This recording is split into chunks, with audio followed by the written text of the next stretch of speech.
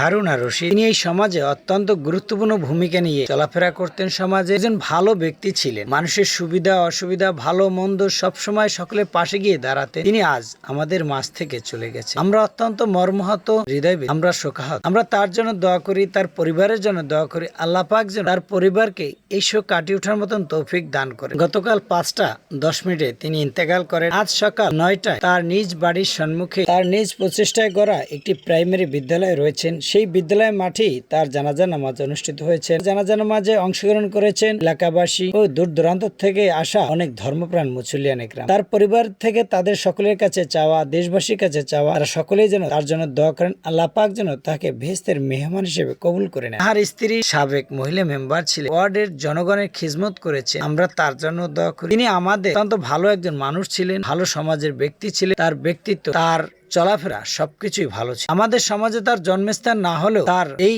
সমাজের মানুষদের প্রতি তার অগাধ ছিল ভালোবাসা, অগাধ বিশ্বাস।